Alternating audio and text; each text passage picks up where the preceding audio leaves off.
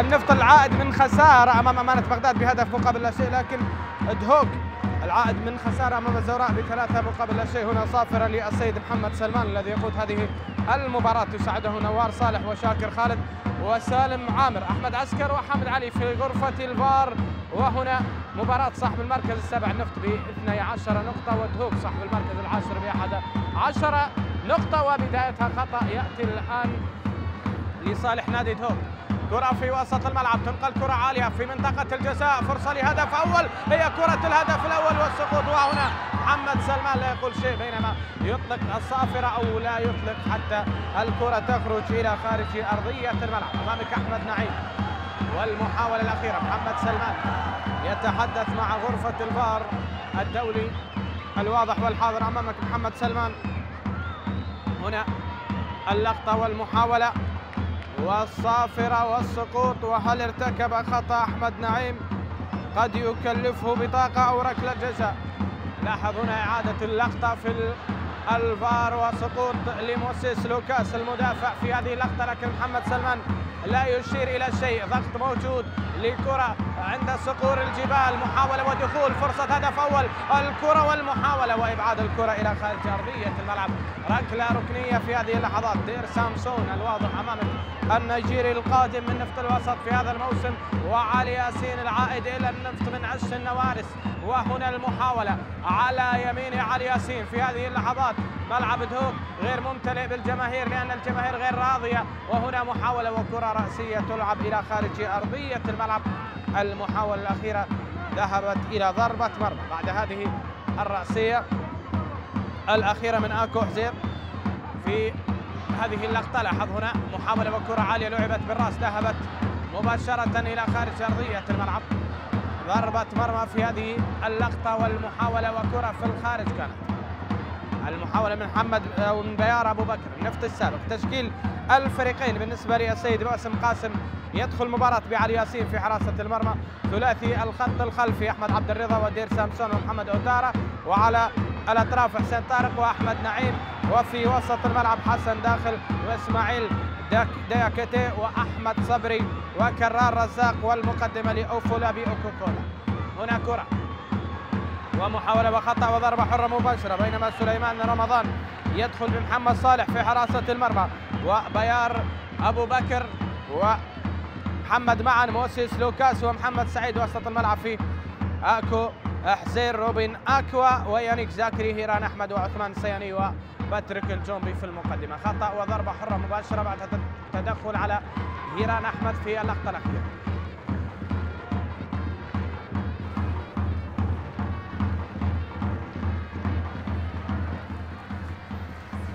هنا المحاولة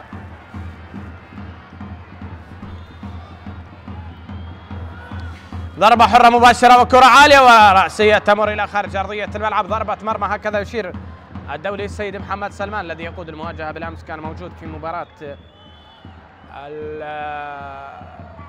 زاخو وكذلك نفط ميسان. هنا الكرة الأخيرة التي مرت من الجميع وذهبت إلى خارج أرضية الملعب. مباراة تصحيح المسار. النفط بعد خسارة مفاجئة أمام أمانة بغداد، الفريق الذي خسر مرتين هذا الموسم، وكانت الخسارتين أمام الفرق البغدادية، واحدة أمام الحدود والثانية أمام أمانة بغداد.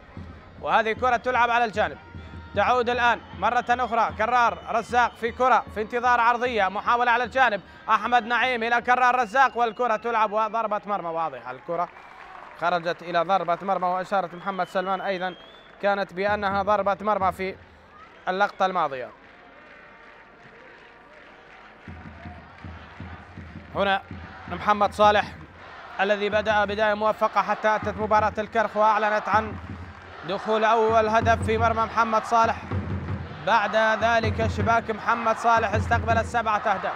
هذا أمر جدا غريب، نقطة تحول غريبة، وجماهير دهوك تؤازر صقور الجبال أبطال الدوري في مواجهة المدرب الذي حقق لهم الفرحة التاريخية بتحقيق لقب الدوري السيد باسم قاسم في 2009، البطولة التي كانت من نصيب دهوك على حساب الطلبة هنالك في ملعب الشعبي هدف مقابل لا شيء، وكان قائد ذلك الجيل الكبير لكرة دهوك ولصقور الجبال السيد باسم قاسم حاضرا اليوم وهو مدربا للنفط، وهذه كرة تذهب إلى خارج أرضية الملعب. حسين طارق نجم وفد من المرور إلى النفط ليثبت نفسه ويعطي أفضلية.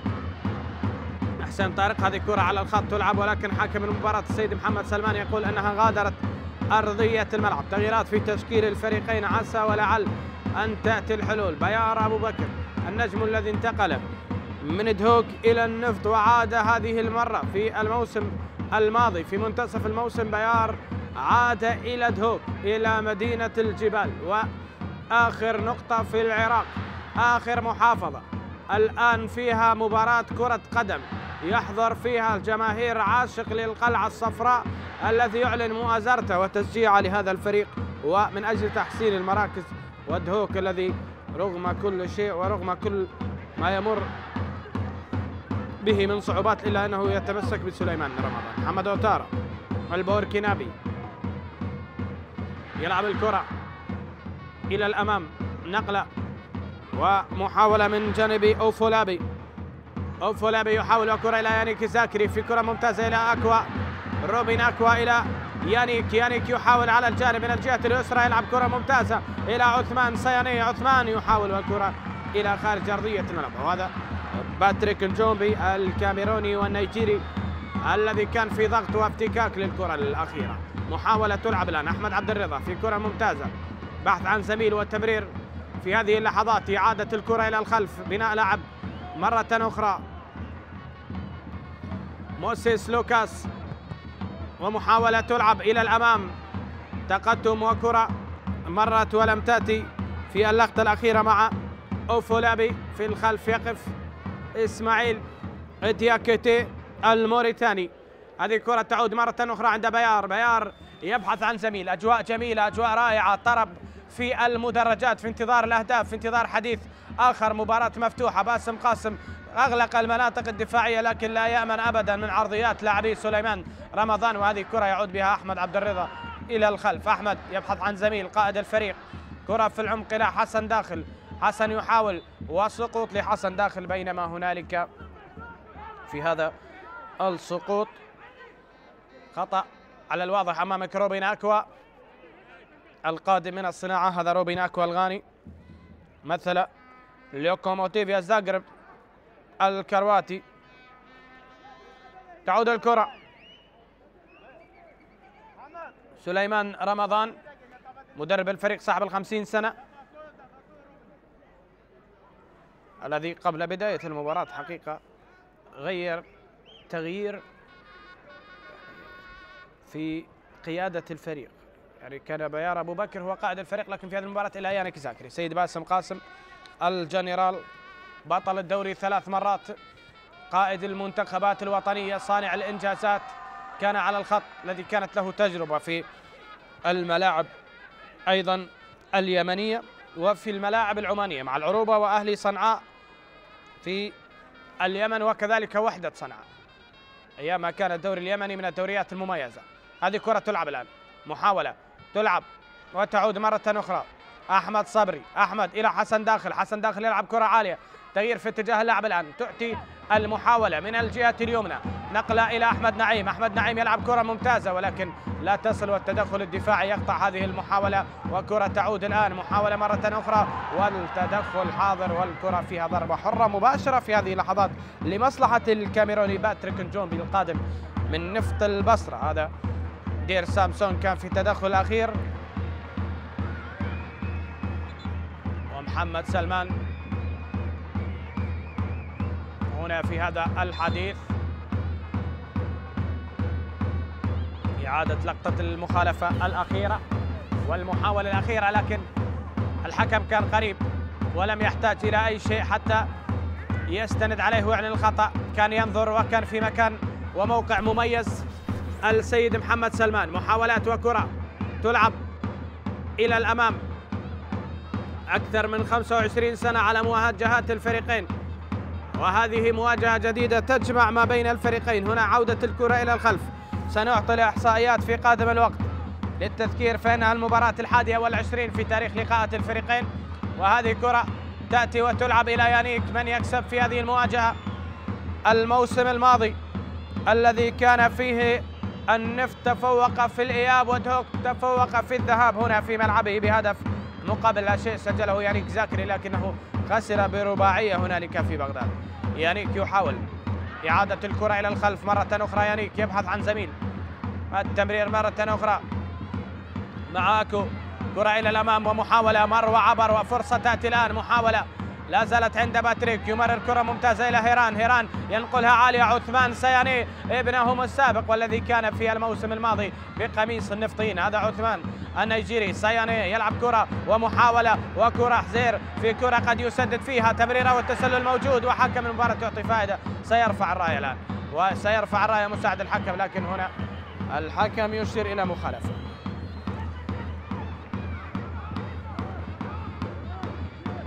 أمامك علي ياسين في اللقطة الأخيرة، حسنين رافل مساعد الحكم الثاني من محافظة بابل لم يرفع الراية في هذه اللقطة وهذا التدخل، لكن حكم المباراة على الخطأ على عثمان سياني. عثمان الواضح أمامك، كرة تلعب أمامية، أحمد صبري، محاولات النفطيين الآن، أحمد يبحث عن زميل، أحمد ينتظر محاولة وكرة عالية وفرصة للنفط تأتي الآن من أمام المرمى، لكن كرة يبعدها محمد سعيد، كرة يبعدها محمد سعيد في هذه اللحظات، وكرة تذهب إلى ركنية، ومحمد سعيد كان موجود في مكان ممتاز وأبعد الكرة إلى ركنية.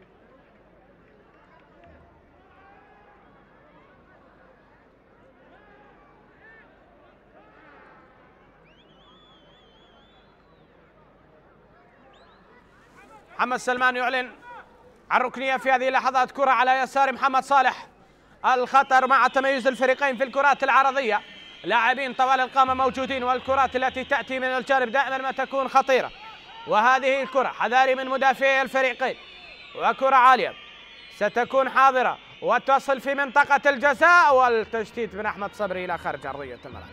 أحمد صبري كان على المحاولة الأخيرة، لاعب الذي لديه هدفين في مرمى نادي الكرخ أحمد صبري، ولعب كرة إلى خارج أرضية الملعب، ذهبت هذه المحاولة وهذه الكرة ذهبت إلى ضربة مرمى، كان أحمد صبري في متابعة والكرة ذهبت إلى خارج أرضية الملعب. محاولة وكرة أوفولابي، كرة عالية البحث عن إسماعيل دياكيتي، كرة تأتي وتسديدة من حسن داخل من هذا المكان، ولكن تصطدم الدفاعات وتعود مرة أخرى في وسط الملعب. يانيك وخطأ ومخالفة، ضربة حرة غير مباشرة، حكم المباراة رفع يده السيد محمد سلمان، أشار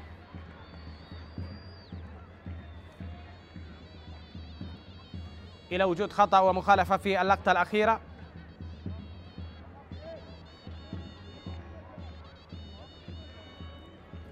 الأنغام الشمالية، وهنا رفع القدم وإشارة حكم المباراة بوجود الخطأ.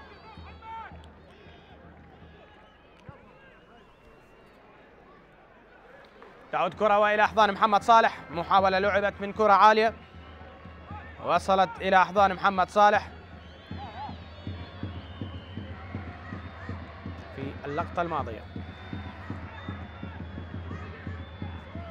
تعود وتصل يانيك زاكري، يانيك يبحث عن هدف الرابع هذا الموسم، ينقل كرة إلى الأمام، ولكن باتريك كلما أراد أن يفك الصيام ويسجل في قميص نادي دهوك لكن لم يحضر ولم يحصل هذا إلى الآن.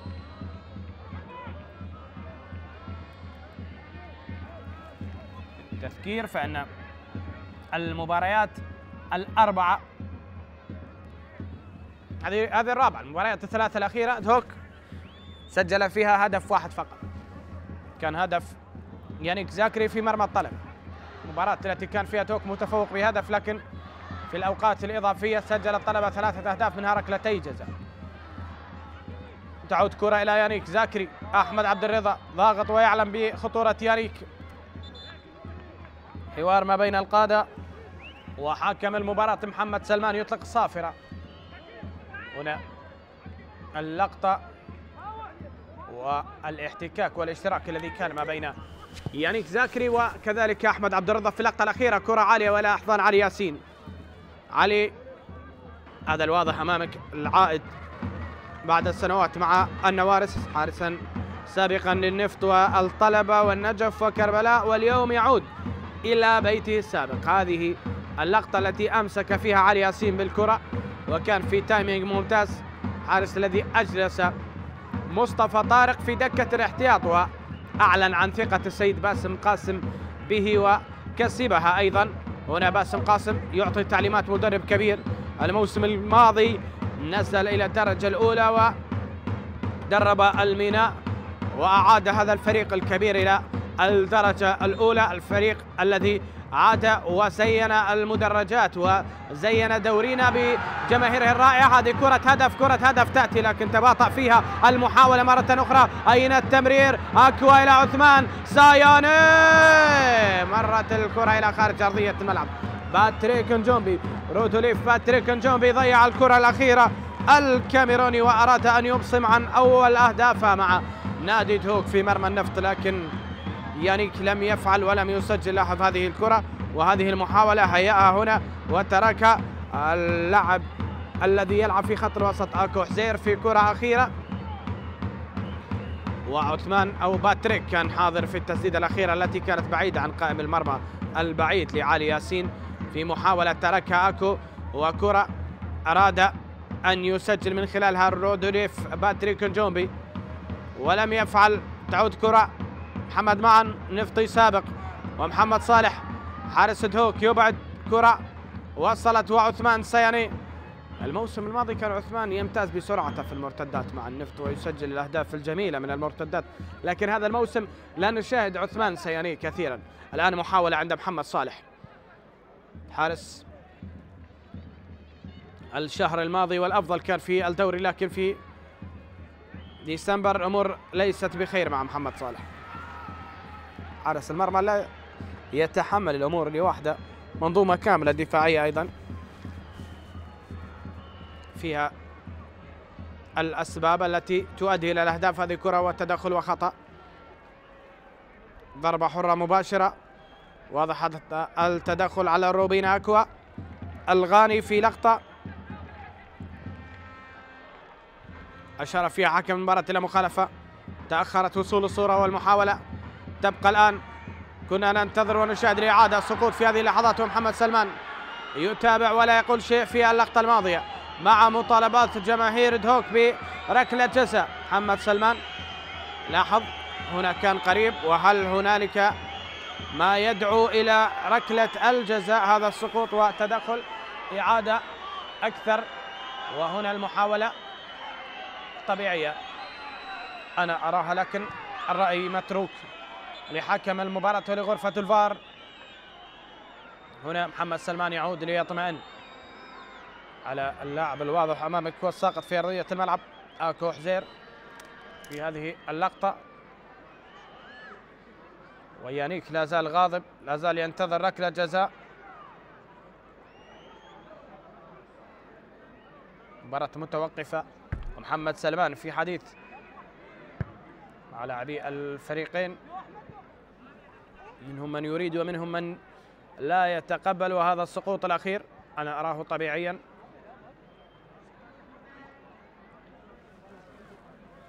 هل في هذه اللقطة تدخل على قدم أكو وسقط أكو؟ لاحظ هذه، هل يعود فيها إلى الفار؟ تدخل حاضر من حسين طارق، يأخذ وقته اللاعب، ومحمد سلمان أيضا ينتظر، حامد علي وكذلك الحكم الرئيسي في غرفة الفار أحمد محمد عسكر. جماهير دهوك الرائعة المساندة المؤازرة.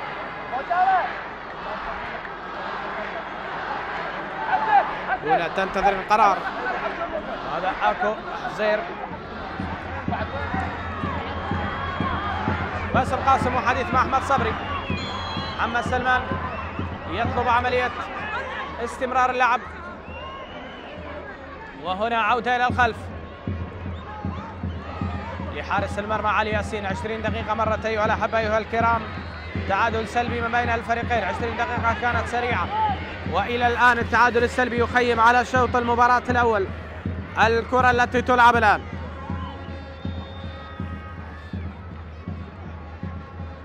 تنقل عالية إلى الأمام، واصلة وخطأ ومخالفة. في تاريخ لقاءات الفريقين التعادل السلبي حضر مرة واحدة فقط في إياب موسم 2000-2001 بعدما انتهى الذهاب ب4 لإدهوك مقابل لا شيء. وهنا خطأ ومخالفة وصافرة من حكم المباراة. أيضا مخالفة ثانية ليانيك زاكري. يتحدث مع أحمد عبد الرضا محمد سلمان، يعدد للحالات والتدخلات ويقول هذه آخر مرة يا أحمد يا عبد الرضا. يانيك وأحمد عبد الرضا. لاحظ هذا التدخل على الكرة كان محمد يا سلمان، أمر طبيعي جدا هذا التدخل الأخير. كرة تلعب ومحاولة ومبعدة واصلة ومحمد سعيد يعيدها باتريك والرأسية. وهنا المحاولة، أحمد نعيم يحاول الارتباك من المدافع يعيدها إلى دير سامسون. دير المدافع الهداف وثاني الهدافين في الفريق، يعني أحمد صبري هدفين ودير سامسون هدفين وثلاثة أهداف سجلهم أوفولابي. هذه أهداف الليفت ومن ضمنها أيضا عباس بديع وعلي جمعة لديهم كل منهما هدف. سلسلة الأهداف العشرة التي سجلها النفط مقابل 9 دخلت مرماه، بينما دهوك الذي له 5 أهداف فقط وعليه 7. هنا تدخل ومحاولة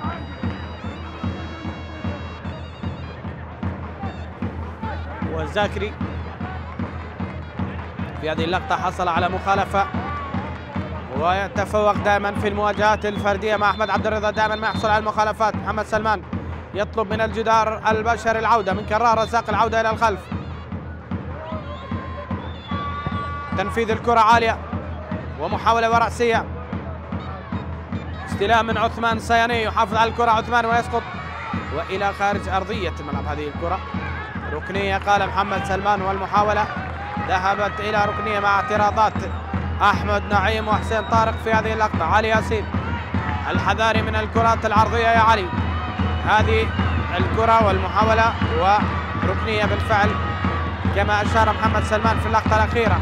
محاولة وكرة على يمين علي ياسين، في كرة عالية تنقل في منطقة الجزاء وبرافو أحمد عبد الرضا، إبعاد ممتاز ورأسية تأتي والمحاولة لتوب قائمة وباقية والسقوط والمطالبات لا زالت بوجود ركلة الجزاء. روبين أكوا، روبين الغاني يتفوق والكرة في انتظارها زميل آخر. محاولة وكرة وأحمد صبري ينتظر عملية التمرير والكرة التي تلعب مرة أخرى في انتظار نقل الكرة العالية، والكرة وصلت الآن إلى كرار رزاق. كرار يتقدم، كرار ويانيك، برافو يانيك زاكي لاعب جوكر يتحرك في كل مكان ويخرج كرة إلى خارج أرضية الملعب للاطمئنان على سلامة لاعب دهوك الساقط في منطقة الجزاء. وفي هذه اللقطة هذا لاعب من لاعبي دهوك يعاني من إصابة والكل يذهب ليطمئن على سلامته. جماهير دهوك بدأت تشعل الأجواء الرائعة في شمال العراق خصوصا في دهوك في ملعب زاخو أو ملعب دهوك. هنا هذا التدخل هل يعتبره الحكم شرعي وطبيعي، وهل يعيد الفار اللقطة لمحمد سلمان؟ لاحظ هنالك تدخل على قدم اللاعب، نعم هنالك تدخل على قدم اللاعب، ولو كان فيها شيء سنعود إلى الفار. يا محمد يا أحمد محمد عسكر مع محمد سلمان والحديث حاضر، وسليمان رمضان صاحب 50 سنة مدرب الذي درب منتخب كردستان وبيرس وزاخو ودهوك. هنا لقطة التدخل الأخير، محمد سلمان يطلب استمرار اللعب وكرة عند محمد صالح. محمد حارس الذي وصل به المشوار إلى دهوك بعد زاخو والقوة الجوية والكرخ، البدايات مع الكرخ الرباعي الذي غادر الكرخ في أيام الراحل عبد الكريم سلمان.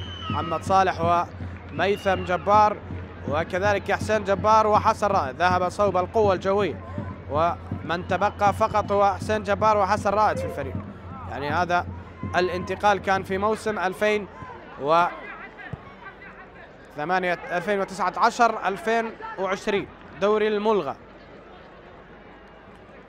وهنا كرة من محمد صالح عالية إلى الأمام، رأسية واضحة من دير سامسون، وهذا محمد أوتارا. كرة واحتفاظ بالكرة، عملية المرور، وهنا المحاولة، حزير في كرة والتمريرة لكن لم تصل إلى هيران.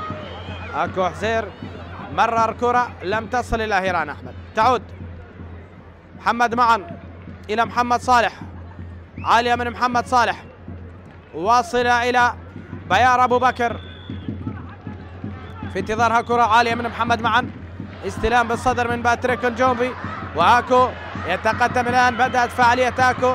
حزير في كرة ينتظر زميل، ممتازة إلى هيران، هيران عملية المرور، وأحمد نعيم الذكي جدا يبعد اللقطة الأخيرة، وحوار ثنائي كان ما بين أحمد نعيم وهيران أحمد، والأمور لم تأتي مع هيران. لو مر هيران لوجد المرمى وعلي ياسين أمامه فقط. يانيك يحتفظ بها، ينتظر فراغ ليمرر، يانيك يمرر الآن، محاولة آكو يمر، آكو قد يمرر لكن الكرة يخسرها.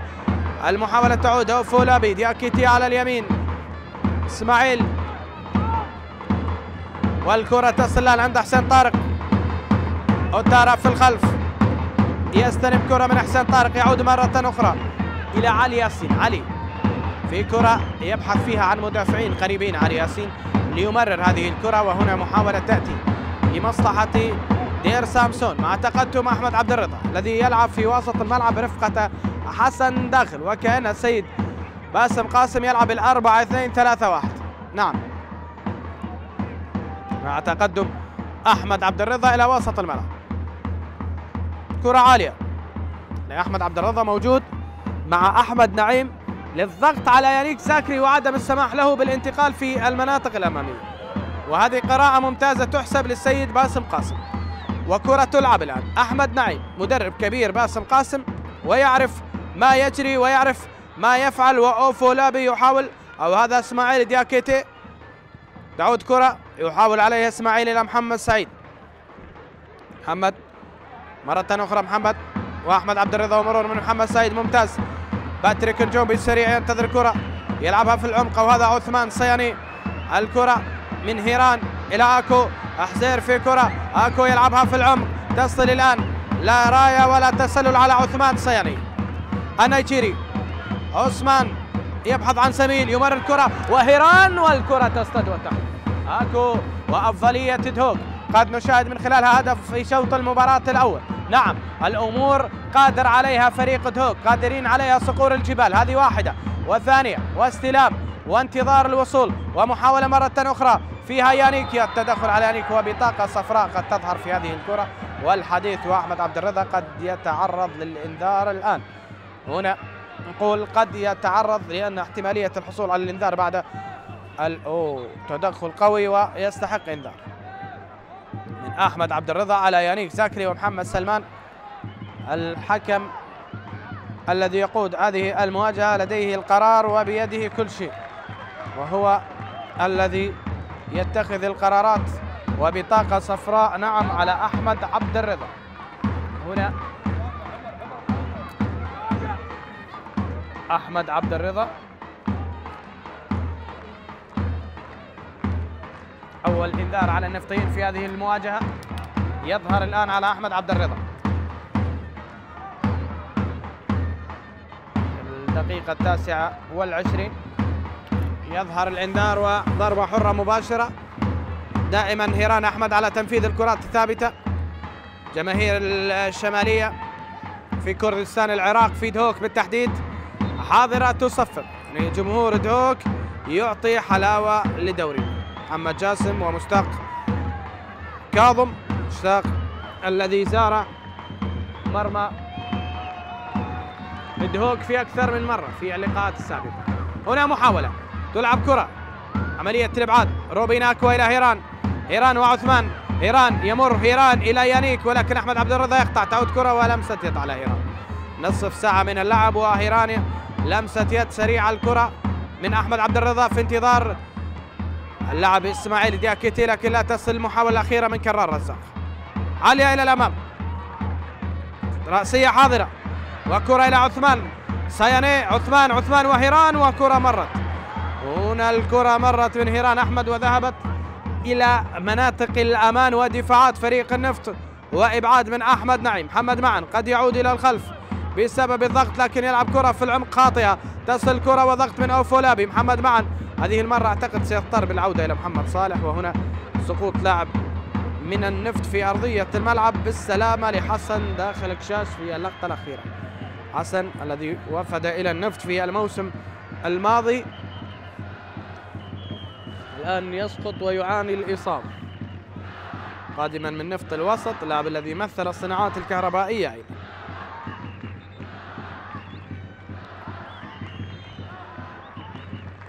إذن رمية جانبية للنفط. هنا حسن داخل والسقوط بعد الاحتكاك الأخير مع أكو حزير. هذا أكو، وحسن حاول أن يوهم حكم المباراة في اللقطة الأخيرة. تعود كرة مرة أخرى ممتازة عند يانيك، يفضل العودة إلى محمد صالح للهروب من الضغط. يانيك، محمد معن يتباطأ يمرر إلى بيار.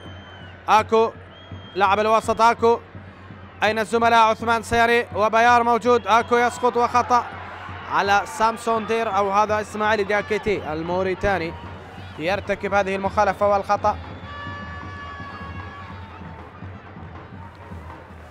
هنا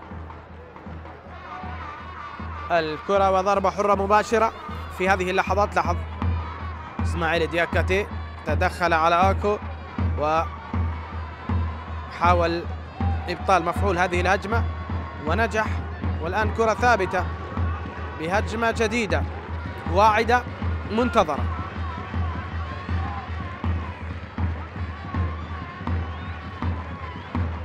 كرة عند محمد سعيد مدافع اليسار بقدمه اليسار، ينقل كرة عالية في منطقة الجزاء وعلي ياسين والمحاولة وهيران، والكرة التي تلعب لكن إبعاد حسن داخل. الكرة كان من الممكن أن نشاهدها في مرمى علي ياسين، لكن حسن داخل أبعد في اللحظة الأخيرة. روبن أكوا إلى محمد معن. محمد ممتاز الكرة. عثمان ومحاولة عند أكو. بيار، أكو لا يمرر ويسقط، والكرة تعود الآن. إسماعيل دياكيتي، إسماعيل يحاول وتدخل وخطأ في اللقطة الأخيرة. عثمان سياني يعرقل إسماعيل دياكيتي وخطأ يأتي الآن صالح النفط. محمد سلمان يطلب من الكادر الطبي للنفط الوصول إلى حارس المرمى علي ياسين. بداية مباراة هوك والنفط أيضا بدأت مباراتين. هذه المباراة من 3 مباريات الوحيدة المتعادلة سلبيا. الشرطة يتقدم على الحدود بهدفين مقابل لا شيء، ونفط البصرة بهدف مقابل لا شيء يتقدم على نوروز، أو نوروز يتقدم من ركلة جزاء سجلها محمد سامي، وإدريس نيانج وسجل جاسم سجل هدف الشرطة في مرمى الحدود. هذه المباراة فيها تعادل سلبي إلى الآن. تعادلات سلبية بالأمس كانت في مباراة القاسم والكرخ وزاخة ونفط ميسان، واليوم إلى الآن هذه المباراة متعادلة سلبية. انتظر الأهداف وكرة تلعب في الخط الخلفي.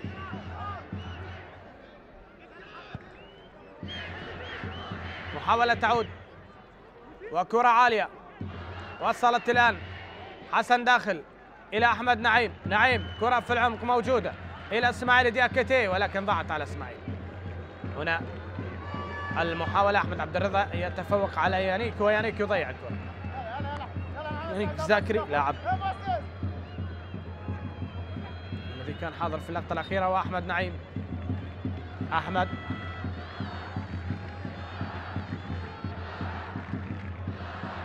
سينفذ الرمية الجانبية. قادم من النفط في بداية هذا الموسم. أحمد نعيم اللاعب الذي بارز مع القاسم، عفوا من النجف، هو في النفط الآن. عالية الكرة ومحاولة وارتقاء وكرة تعود. باتريك عاد إلى وسط الملعب. نجومبي ترك الخطوط الأمامية. أكو حريز وكرة مرتدة ممتازة الآن. وصلت عثمان صياني إلى يانيك زاكري. يانيك ومحمد سعيد ينجح في الوصول إلى الكرة. محمد ينطلق وأحمد نعيم في تغطية في انتظار كرة عرضية. هذه واحدة وصلت، لكن دير سامسون كان حاضر في اللقطة الأخيرة. قطعها دير وكرة تعود. هنا المحاولة فولابي حوطوه وأسقطوه والكرة فيها مخالفة وخطأ. هنا يانيك زاكري الذي أتى في الموسم الماضي من نادي الفيصلي الأردن. يانيك زاكري الواضح أمامك صاحب 32 سنة في التدخل الأخير. يانيك الذي مثل سان داونز الجنوب أفريقي، أياكس كيب تاون أيضا في جنوب أفريقيا مع سان داونز، مع الفريق الجنوب أفريقي. لديه بطولتين في كأس وفي دوري أبطال أفريقيا في 2017 و2016.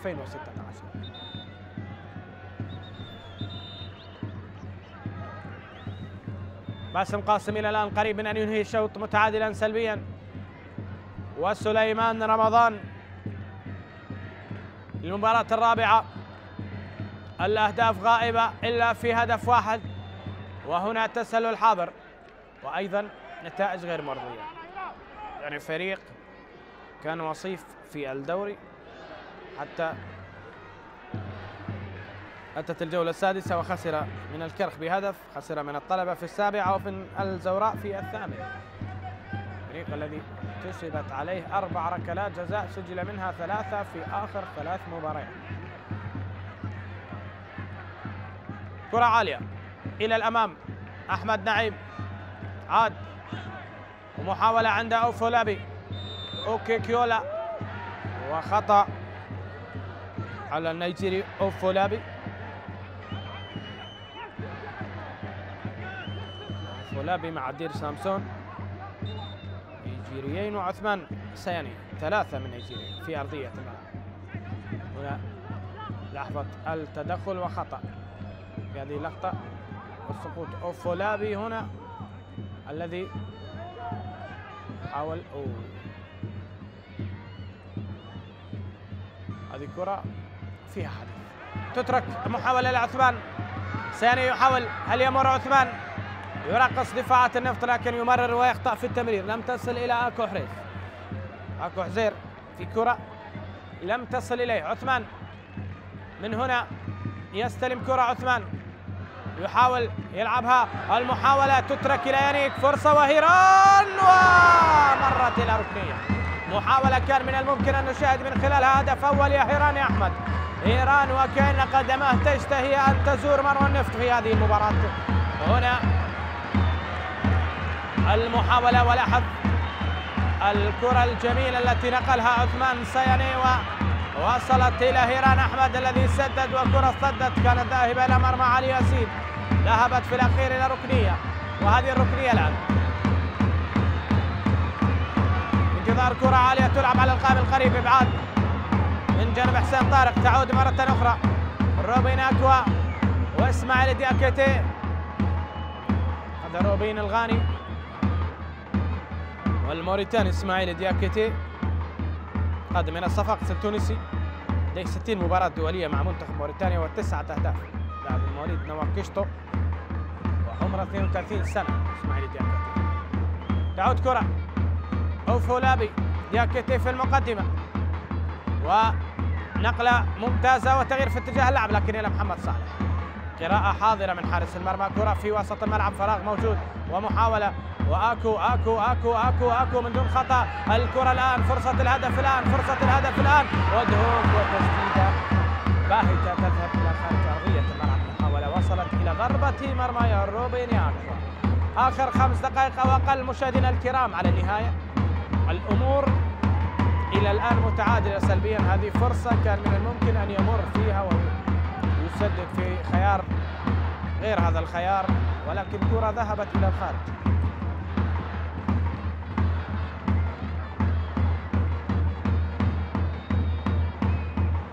هنا محاولة وعلي ياسين يلعب الكرة عالية في وسط الملعب. علي محاولة تأتي وصافرة من حكم المباراة بوجود لمسة يد وخطأ ومخالفة في هذه اللحظات.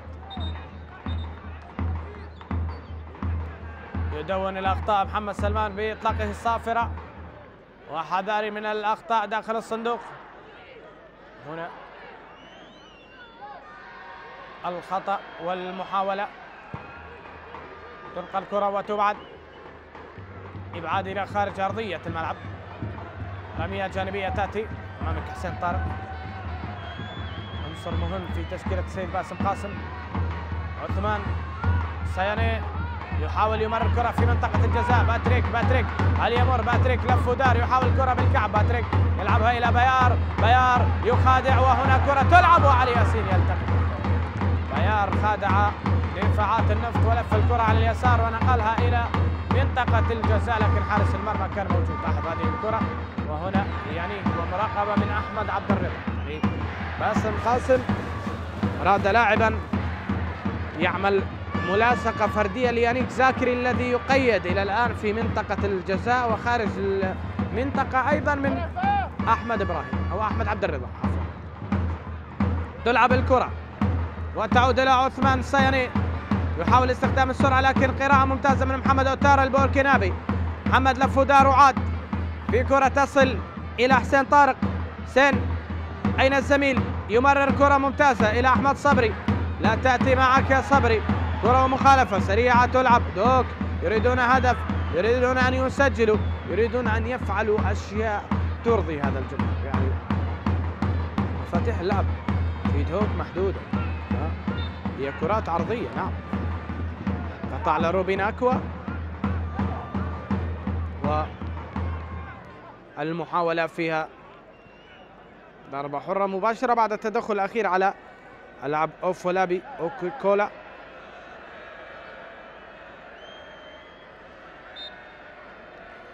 تدخل واضح والمباراة تسير على تعادل سلبي وكرة في أحضان محمد صالح في هذه اللحظات.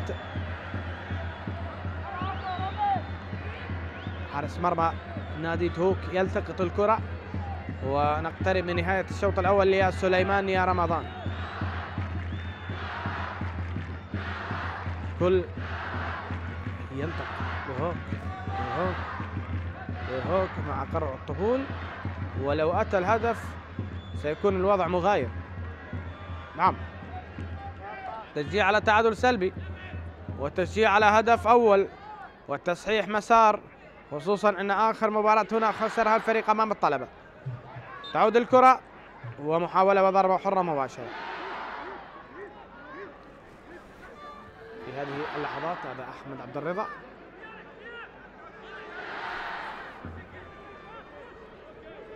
يستمر مشاهدينا الكرام حتى الجولة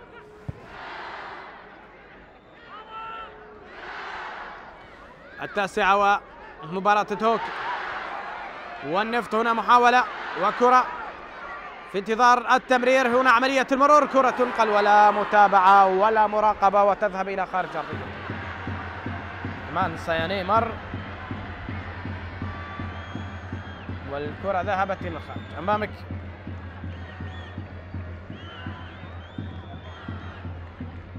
علي ياسين يعترض على قرارات محمد سلمان.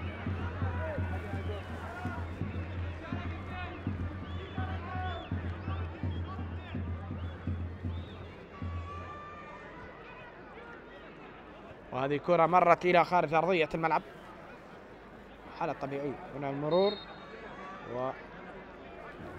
وكرة التي لعبت في أمر طبيعي.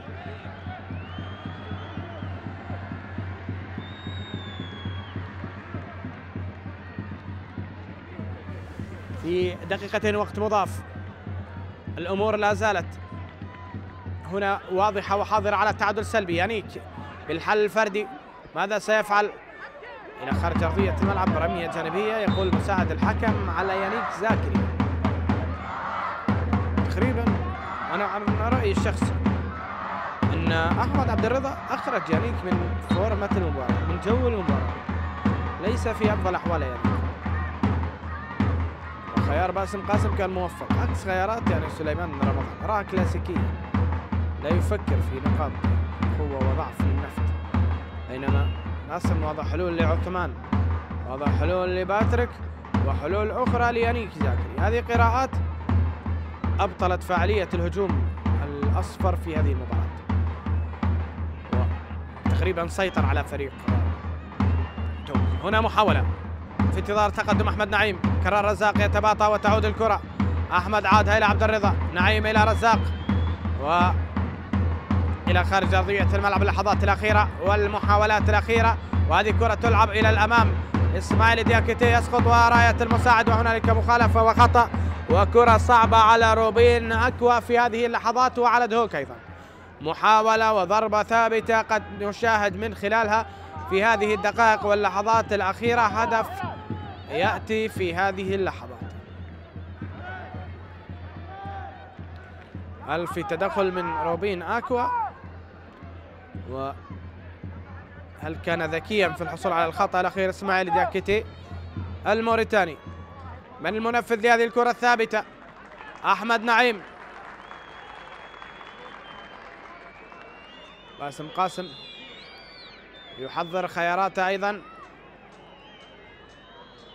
وهنا المحاولة في انتظار الوصول. أحمد نعيم ينقل كرة عالية ومحاولة وفرصة ورأسية وإبعاد، وهنا أيها الأحبة أيها المتابعين السيد محمد سلمان ينهي أحداث شوط المباراة الأول بتعادل سلبي من دون أهداف مع شحة في الفرص والمحاولات ما بين الفريقين، وفي انتظار تصحيح المسار وتصحيح الأوضاع. ما أنت تشاهد أيضا غضب للسيد باسم قاسم على كرة أحمد نعيم الأخيرة. نعود وإياكم أيها الأحبة ولكن مع بداية شوط المباراة الثاني، استراحة قصيرة ونعود إليكم إن شاء الله.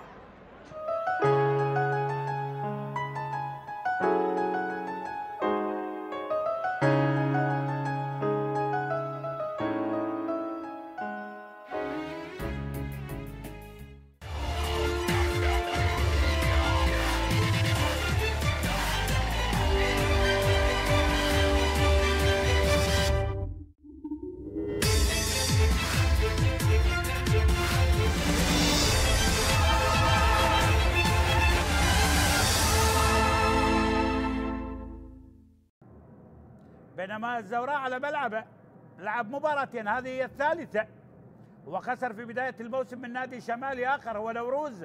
انطلاقة من سجاد، جول للنوارس للنوارس للنوارس، قوقية زورائية ومعروف المدارس باسم النوارس. هدف أول، هدف أول، حضرها وقشرها بشكل ممتاز. شوف سجاد، الله الله الله، سجاد وحسن عبد الكريم بهدف جميل وفي المكان السليم. هدف أول للزوراء للنوارس في مرمى طبعا صقور الجبال. نورس سجل في مرمى صقر باللقطة الماضية. ركلة جزاء محمد صالح، أوباري أوباري، ثاني ثاني ثاني ثاني للنوارس، ثاني للنوارس. أوباري أوباري أوباري بمرمى محمد صالح. كولينز أوباري النيجيري الأفريقي بمرمى دهوك. ثاني للزوراء، ثاني للزعيم، ثاني للمدرسة.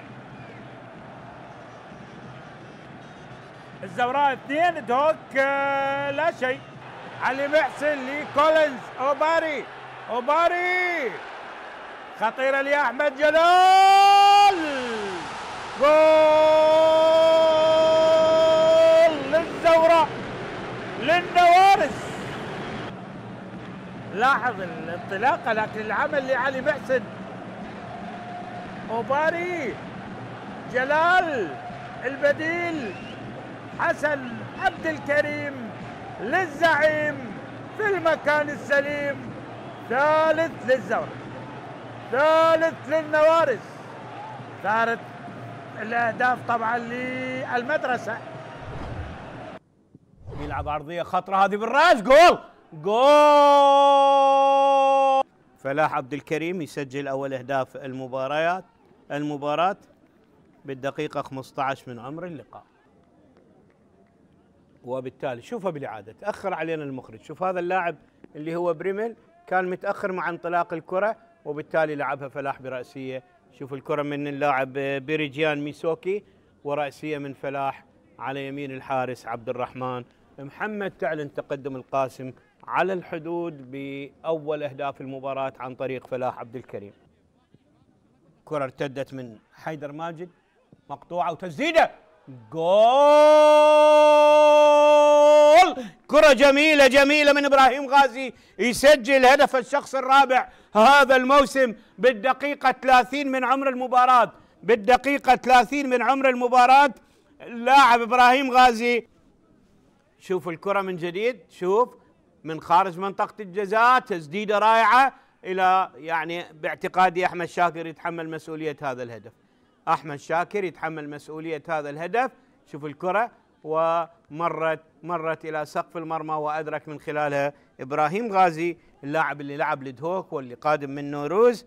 وشوف الكرة تسديدة من بعيد، وهدف التقدم من ركلة حرة يلعبها اللاعب بيريجيان ميسوكي، ويسجل هدف الشخص الثاني بعد أن سجل في شباك نادي أربيل، يسجل في شباك نادي الحدود بعد أقل من دقيقة.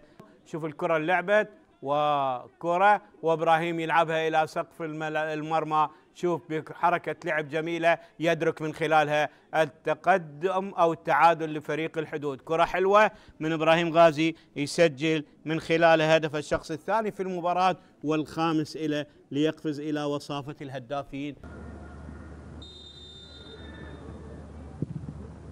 كرة جول، جول، هاتريك.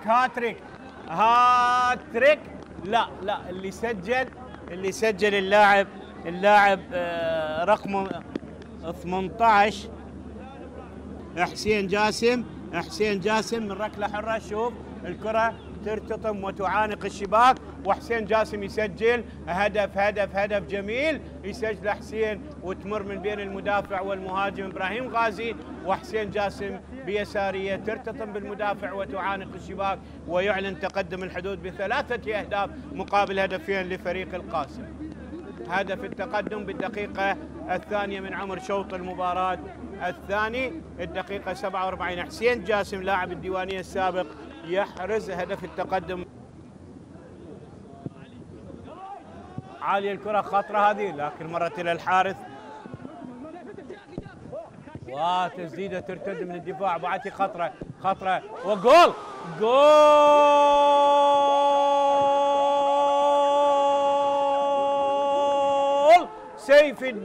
سيف الدين ظاهر يعادل الكفة بالدقيقة 75 من عمر المباراة. سيف الدين ظاهر يعادل الكفة بالدقيقة 75 من عمر المباراة. خلينا نشوف اللاعب، خلينا نشوف سيف الدين ظاهر البديل يعادل الكفة بالدقيقة 75، يتوغل ويلعب كرة بيساره إلى داخل الشباك ويحرز هدف التعادل. شوف الكرة ارتدت، وسيف الدين يستحوذ عليها ويلعبها إلى سقف المرمى ويدرك التعادل لنادي القاسم. 3 القاسم 3 الحدود. مباراة ب6 أهداف، وأول مرة نشاهد تعادل ب3 أهداف. سيف الدين ظاهر. هل يتمكن علي كاظم من انقاذ ركله الجزاء المحتسبه للشرطه؟ مواس يتقدم، مواس يسجل لفريق الشرطه هدف اول للقيثاره الخضراء. المواس يسجل للشرطه هدف اول في مرمى زاخو، وهنا فرحه جماهير الشرطه بهدف اول الدقيقه 36.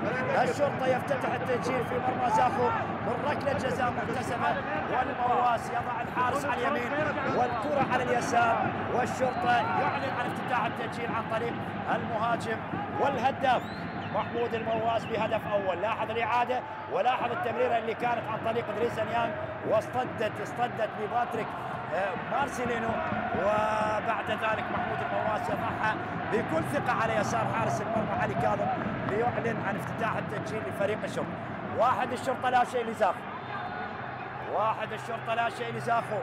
فريق الشرطة هذا أحمد يحيى يحاول يمر من أمام لاعبي زاخو، محاصر بسيلفا سانتوس وأيضا هنكاو محمد، ويمر بشكل ممتاز وأحمد يحيى ثاني جول ثاني القيثارة يسجل هدف ثاني عن طريق السنغالي هدف الثاني له خلال هذا الموسم. إدريس نيانغ بعد ما سجل في مرمى أمانة بغداد الآن يسجل في مرمى زاخو، وإدريس نيانغ يضع هدف ثاني بتمريره ولا أروع عن طريق اللاعب أحمد يحيى مدافع اليسار، واستقبال أكثر من رائع عن طريق إدريس نيانغ اللاعب السنغالي يسجل ثاني أهداف الشرطة. لاحظ الإعادة، لاحظ المرور، أحمد يحيى مر من أمام اثنين للاعبي زاخو وهيأ كرة داخل منطقة الست ياردات، واستقبال من إدريس نيانغ، وأحمد ناظم كان قريب لإدريس نيانغ لكن إدريس يسبق أحمد ناظم ويضعها في المرمى ليعلن فريق الشرطة تسجيل هدف ثاني في مرمى زاخو. الشرطة يسجل هدف ثاني في مرمى زاخو وعن طريق السنغالي. السوري سجل من ركلة جزاء في الشوط الأول، والشوط الثاني السنغالي يضع فريق الشرطة بهدف ثاني. انقطعت من حيدر وتمشي من علي يعيد هذه الكرة من محمد، محاولات مستمرة والبحث عن هدف أول يا ليث. تحسين 4 دقائق كوقت إضافي، جول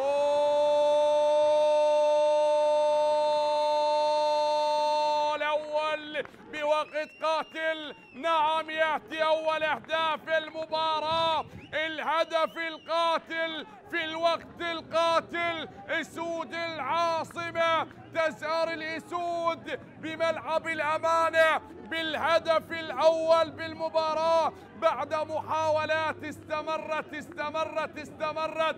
جاء الهدف الأول يفاجئ الجميع ويفاجئ باسم قاسم. جاسم يسجل الهدف الأول في المباراة بالوقت القاتل بالوقت الإضافي. شاهد هذه تمريرة كرار علي، لكن جاسم نعم يأتي من الخلف ويفاجئ المدافعين ويخطف الكرة ويسجل أول أهداف المباراة. جاسم محمد بعد معاناة الانتظار.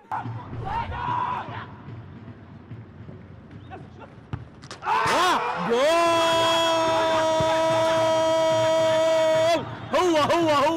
هو المبدع المتألق عبد القادر طارق يسجل الهدف الأول برأسية خاطفة، برأسية بالدقيقة 35. عبد القادر طارق يسجل هدف المباراة الأول لكربلاء ولا أروع. لاحظ كرة رائعة من عبد القادر طارق. شوف الرأسية على الطاير يلعبها إلى سقف المرمى ويحرز هدف التقدم الأول من كرة رأسية جميلة ولا أجمل ولا أروع لعبد القادر طارق. مهين عرضية وتبعد من ويلسون، تعود إلى مصطفى راضي، يتركها للمدافع محمد وبالرأس مرة أخرى خطرة. جول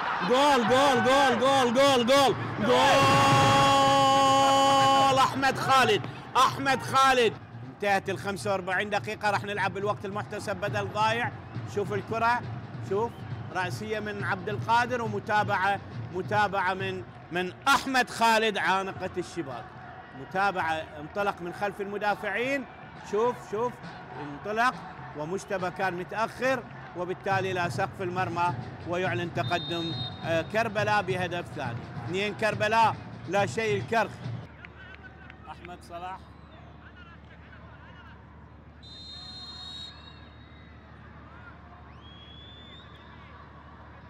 جعفر عبيس على التنفيذ، شديد جول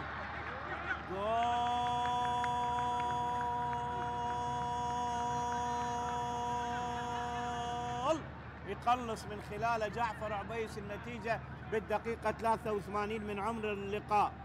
جعفر عبيس يقلص النتيجة بالدقيقة 83 من ركله جزاء. في الدوري العراقي من ركلات الجزاء الترجيحيه من اربيل. محمد سامي يتقدم ويسجل جول لنوروز. نوروز يسجل عن طريق محمد سامي. نوروز يسجل عن طريق محمد سامي. هدف اول من ركله جزاء محتسبه لفريق نوروز على حساب الكهرباء. والدقيقه 16 محمد سامي يضع هدف اول لنوروز ويضع الحارس على اليسار والكره على اليمين. وهدف اول لنوروز في مرمى الكهرباء امام فرحه جماهير نوروز. امام فرحه جماهير نوروز.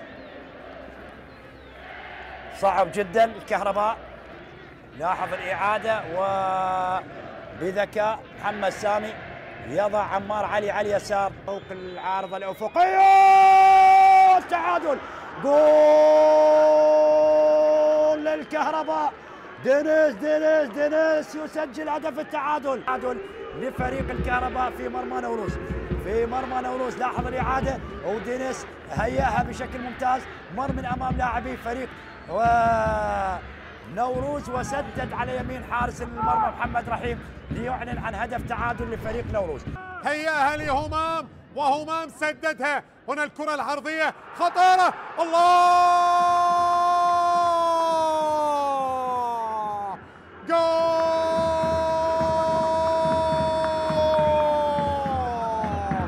الموج الأزرق هدف للقوة الجوية. هذه أنصار الأزرق. شوفوا الإعادة. الكرة كان فيها إبعاد والمتابعة. الله عليك يا سعد عبد الأمير. وبالتالي بباطن القدم اليمنى علي جاسم.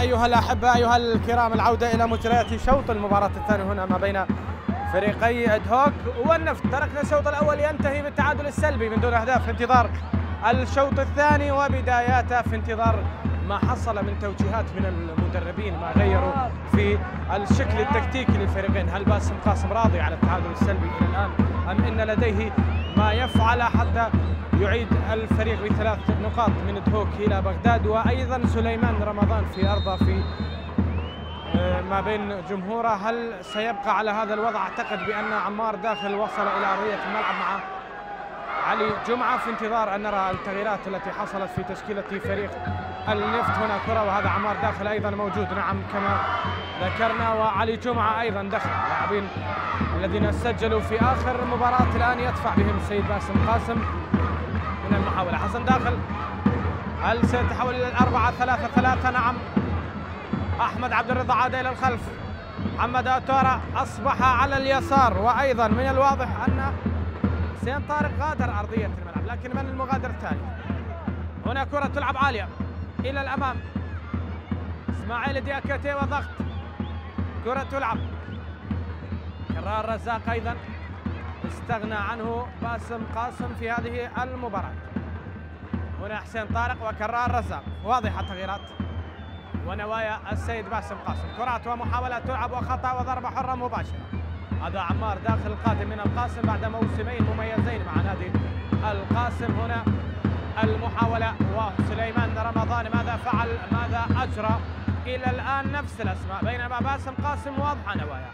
زيادة في وسط الملعب، ترك المراقبة الفردية على يانيك، وكأنه شعر بأن يانيك زاكري ليس في يومه، ليس في أفضل أحواله، بالتالي قرر تغيير يانيك زاكري. وهنا المحاولة فيها خطأ عند أحمد نعيم. ضربة حرة مباشرة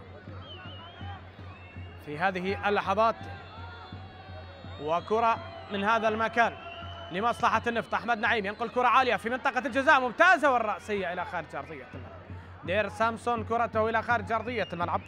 هذه الكرة والمحاولة التي تذهب إلى ضربة مرمى عند الواضح أمامك محمد صالح. لاحظ هنا الكرة الأخيرة والمحاولة ذهبت إلى خارج أرضية الملعب، ضربة مرمى. كرة مرت من جميع حتى وصلت إلى رأس دير سامسون الذي لعبها باتجاه المرمى، لكنها لم تكن أصلا باتجاه محدد على المرمى. الكرة الأخيرة كان في جوار القائم. تدخل وخطأ وضربة حرة مباشرة، راية مرفوعة من مساعد الحكم. يرفع الراية المساعد سيد نوار صالح. لاحظ مساعد حكم من مباراة الدولي السيد محمد سلمان في هذه المباراة يشير إلى مخالفة. محمد سعيد على تنفيذ كرة ثابتة، هل يرد على كرة أحمد نعيم وعلى الكرة الأخيرة التي لعبها بالراس دير سامسون؟ لاعب آخر من دهوك يمكن أن ينجح في التسجيل. أين تغييرات سليمان رمضان؟ وكأنه الآن يجهز لاعبيه في دكة الاحتياط. محمد سعيد كرة عالية ومحاولة لافة، لكن قراءة ممتازة من حسن داخل والكرة إلى خارج أرضية الملعب. عمار داخل وعلي جمعة. باسم قاسم هل تفاءل بهذين الاسمين ودفع بهما الآن بعدما حققوا له هدفين في مرمى كربلاء؟ وهل يعيش نفس الأجواء التي عاشها في مباراة كربلاء؟ كرة وخطأ ومخالفة على علي جمعة واضحة في هذه اللحظات. أكو حزير يحصل على ضربة حرة مباشرة في وسط الملعب، من الممكن أن يغير فيها من نتيجة المباراة باختصار، لأن هذا الفريق الأصفر يكثر من الكرات العرضية بشكل إلى الآن أنا لم أرى أنه استفاد من هذه الكرات، وهذا ما يحصل وما يجري في أرضية الملعب. لذلك الأمور قد تتغير من هذه الكرات أو قد تبقى على هذه الحال، لكن كمدرب أنت عليك أن تغير وضعك. الكرات العرضية ليست دائما تعطيك حلول. هنا محاولة اللحاق بالكرة ولكن مرت إلى الخارج. زاكري ساياني وباتريك نجومبي وأيضا هيران، أربعة لا يعطون جاسم محمد حاجي إلى الآن غير راضي حاجي صاحب. هنا كرة تلعب في العمق ممتازة ومحاولة، فرصة الهربة والمرور والتسديدة والكرة مرت إلى خارج أرضية الملعب. ضربة مرمى هروب اسماعيل دياكاتي في الكرة الأخيرة الموريتاني، والكرة ذهبت إلى خارج أرضية الملعب. محمد صالح لاحظ تمريرة من العمق وصلت إلى اسماعيل دياكاتي والكرة إلى خارج أرضية الملعب. لاحظ هنا المحاولة والكرة التي سددت إلى خارج أرضية الملعب من اسماعيل. بعد كرة ذهبت باتجاه القائم الأيسر، كانت بعيدة حتى عن القائم. في العمق تصل لمن؟ خطأ ومخالفة. أكو أحزير وعمار داخل وخطأ. محمد صالح يتحدث مع عمار، يطلب منه ترك الكرة. أحمد نعيم بالراس واصلة اسماعيل دياكاتي وعمار يلعبها أمامية. كرة أخرى ومحاولة أيضا تذهب إلى خارج أرضية الملعب. استمرار الهجمات والمحاولات من هنا وهناك ربما تأتيك بهدف، ربما تغير الحال. علي جمعة واضح أمامك، لاعب قادم من الصناعة. السيد باسم قاسم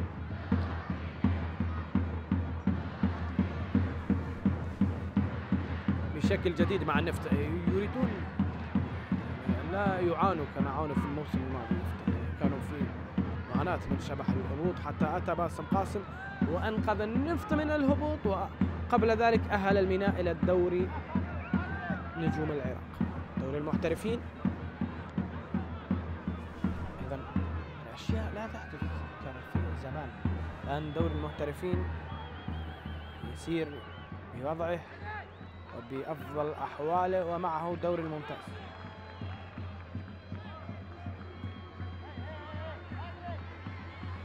أحمد عبد الرضا، كرة تلعب أمامية، قطعت ووصلت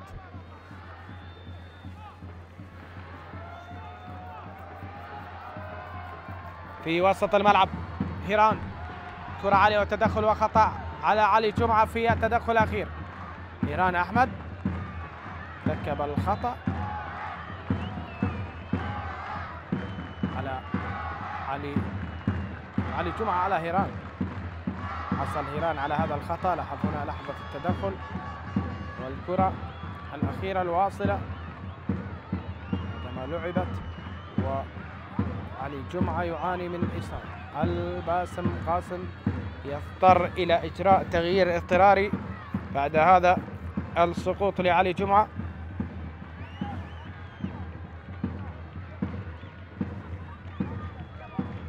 تغييرات، وهنا دكة البدلاء بدأت تتحرك، دكة بدلاء النفط التي بقي فيها الحارس مصطفى طارق مع عباس بديع وإميرسون دو سانتوس، أمير أحمد وحيدر حسين ووليد كريم. وهذا علي جمعة، هل يغادر في تغيير اضطراري؟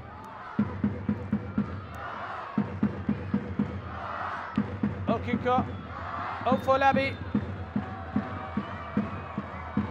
وحاضر وواضح. وهنا يانيك هرب ومر، وعمار يتدخل وخطأ، واعتقد بطاقة صفراء، بطاقة صفراء.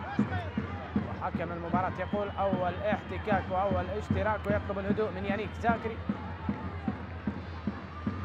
محمد سلمان يتجنب إعطاء الإنذار لعمار داخل في اللقطة الأخيرة. لاحظ هذه المحاولة، هذه فيها انذار يا محمد يا سلمان، فيها انذار. يبدو أن حكم المباراة لم يرى الشد على القميص. نعم، رأى التدخل. محمد سلمان حكم مميز موجود إلى الآن، يقود المباراة بشكل ممتاز، ليس هنالك ما يؤثر على مجرى ومسير المباراة. ضربة حرة مباشرة، هذه المرة من يقف عليها علي ياسين، يعطي تعليمات لجدار البشري. وهيران أحمد، هيران القادم من تون السويسري، واضح. وعلى تنفيذ هذه الكرة ينقلها عالية. كل كرات توك العالية كانت لدفاع النفط، لكن تسير الأمور على مسرى واحد. كرات عالية، تعود كرة في الخلف. محمد صالح استلم، الآن يلعب كرة إلى الأمام. آكو، وهذا بيار كان في اللقطة الأخيرة. تدخل ومحاولة تعود لمصلحة توك، تغيير في اتجاه اللعب. هيران يبحث عن مساحات، وأحمد نعيم، وقراءة ممتازة لفكر هيران، وحصول على خطأ في مكان أحرج فيه هيران أحمد. نعم، أحرج فيه أحمد نعيم.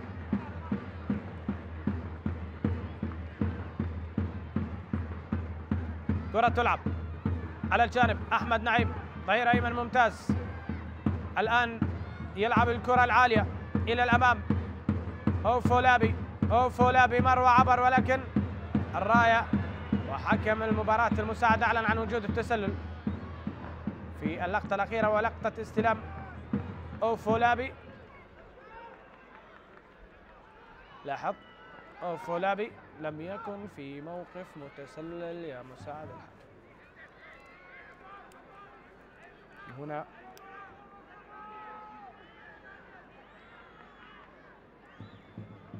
تعادل سلبي، ثالث حالة تسلل على لاعبي النفط مقابل ولا حالة على لاعبي دهوك.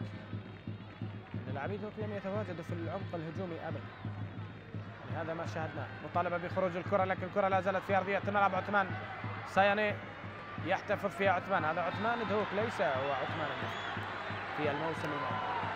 مخالفة على حسن داخل، ضربة حرة مباشرة في هذا المكان.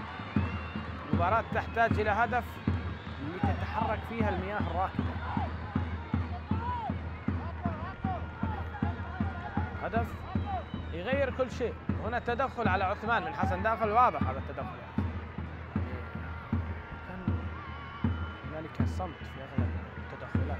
تدخل واضح، خطأ واضح، لكن اللعب غير رادع. زاكري يطلب إخراج الإنذارات من محمد سلمان في كل تدخل يكون عليه، وهذا غير صحيح. اليوم أنت ترتدي إشارة القيادة، وأنت قائد الفريق في أرضية الملعب، لذلك عليك تقليل الاعتراضات. أحمد صبري يقف في جدار بشري مع علي جمعة. أحمد نعيم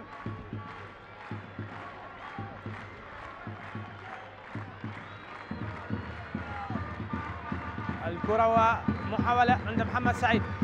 محمد، هل هي كرة ادهوك من اجل الهدف. هل هي كرة التقدم للاعبي ادهوك؟ هذه كرة تلعب صقور الجبال ورأسية الى خارج ارضية. زاكري غير مراقب، غاضب على الياس.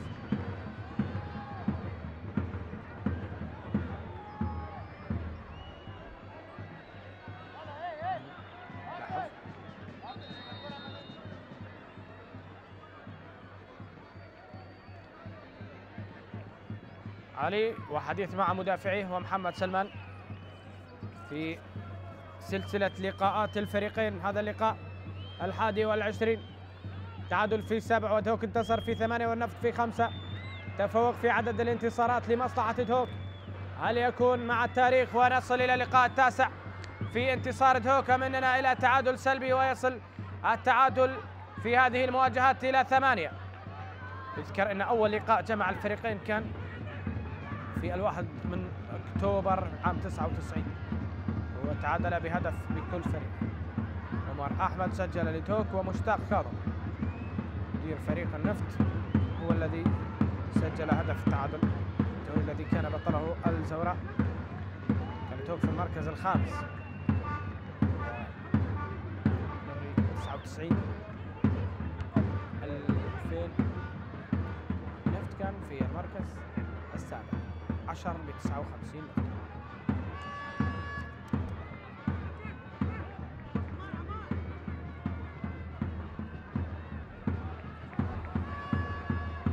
كرة تلعب عند علي جمعة. استمرار المحاولات ووصول الكرات. آكو سليمان رمضان لا زال يراهن على الأسماء إلى الآن لم يدفع بأحد. آكو تمريرة من آكو وهذا هيران يتفوق فيها هيران لكن برافو دير سامسون. يعني محاولات وكرات دائما ما يكون في تدخلات دير سامسون. محمد سعيد يتقدم محمد والكرة العرضية. الله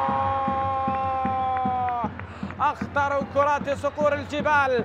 كان من الممكن أن يترجمها باتريك نجومبي إلى هدف لكن المدافع في آخر لحظة هو أحمد عبد الرضا منع كرة من الوصول إلى باتريك ومنع هدف في مرمى علي ياسين وتدخل كان ممتاز من أحمد عبد الرضا. عودة محاولة وحذاري من الخطأ. كرة سريعة تلعب. تمريرة إلى عمار. عمار يمرر كرة انفراد دياكيتي واسماعيل ضيع الكرة. تعود مرة أخرى روبين أكوا. فرصة لا تستغل واسماعيل دياكيتي يضيع انفراد. لاعب من النفط ساقط في أرضية الملعب يعاني من إصابة. علي جمعة أيضا يسقط في هذه اللحظات. محمد معن كان رجل الموقف الأخير وأنقذ مرمى محمد صالح من الهدف.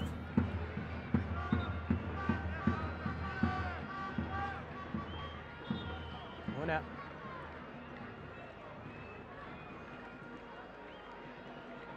تسديدة والكرة التي عادت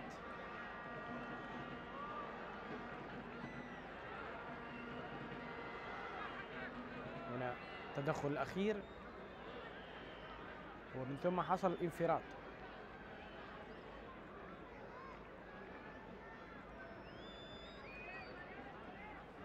إذن بطاقة صفراء على أكو حزير.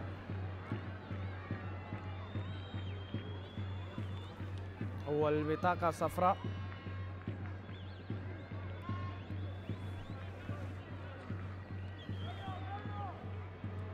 تظهر الآن وعلي جمعة. هل يكمل المباراة أم لا؟ إلى الآن منتظر القرار. محمد معن مع موسيس ثنائي صامت في الدفاعات الصفراء. وهنا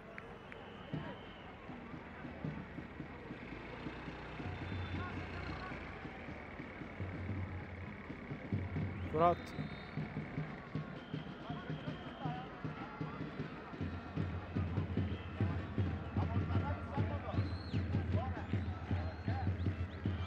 إذن حكم المباراة في حديث مع غرفة الفار قبل إعطاء الإذن في تنفيذ هذه المحاولة.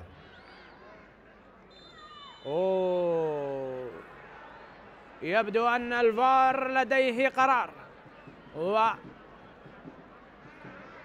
وحكم المباراة محمد سلمان يذهب إلى شاشة الفار لمشاهدة الحالة مرة أخرى ومراجعتها. الفار يستدعي حكم المباراة. ماذا هنالك؟ هذه كرة، وهنا هل في ركلة جزاء؟ محمد معا، أمر طبيعي. ماذا جرى؟ هذا كرة روبن أكوا والأمر طبيعي. أي حالة سيعود فيها الحكم إلى الفار. أحمد عسكر هنا، هذه فيها، نترك الحديث لحكم المباراة، لا نعطي الرأي حتى يعود حكم المباراة من الفار ويفيدنا بما شاهد. هنا تدخل الذي كان من جانب أكو، لاحظ تدخل واضح وبقوة، وإذا اللاعب واضح، خطورة في اللعب على قدم علي جمعة.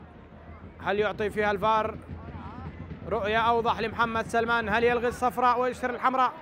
محمد سلمان بعد العودة من الفار ماذا سيقرر؟ هنا محمد سلمان طرد في هذه اللحظات لأكو. يلغى الأصفر ويأخذ الأحمر مباشرة. أكو يطرد الآن ومنقوص العدد فريق دهوك في هذه الدقائق وهذه اللحظات. أكو حزير يطرد في هذه اللحظات. تزداد المصائب على صقور الجبال. أكو يطرد بالبطاقة الحمراء.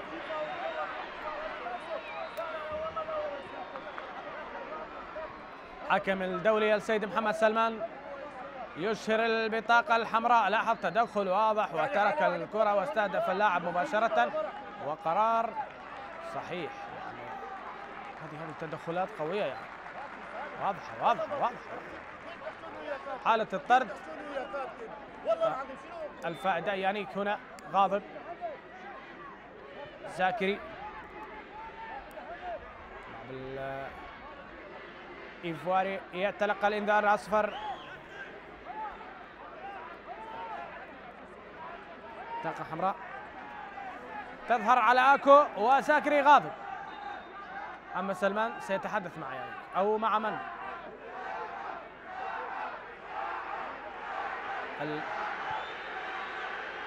يستدعي أحد الآن. وليد كريم أخذ شارة القيادة قبل أن ينزل إلى أرضية الملعب. لا بدري أنا أعرف، لا لك مشكلة يا سيد، يعني مو هنا حكم المباراة يعيد أحمد نعيم ويعيد وضع اللاعب. عمار داخل يعيد الكرة إلى دفاعات فريق الدوك في هذه اللحظات، ووليد إن دخل في هذه المباراة سيغادر. أما أحمد صبري أو علي جمعة، أعتقد بأن علي أقرب المغادرين، لأنه لا يمكن أن يكمل المباراة بهذا الوضع البدني. يعاني من إصابات في التدخلات التي حصلت في دخول علي جمعة. كرة تلعب أمامية، وصلت الآن، عادت من عثمان السياني إلى باتريك. أنجومبي تدخل وخطأ للنفط في هذه اللحظات على باتريك. خطأ وراية من المساعد. نوار صالح رفع الراية، وعلي جمعة نعم يغادر في هذه اللحظات، ووليد كريم.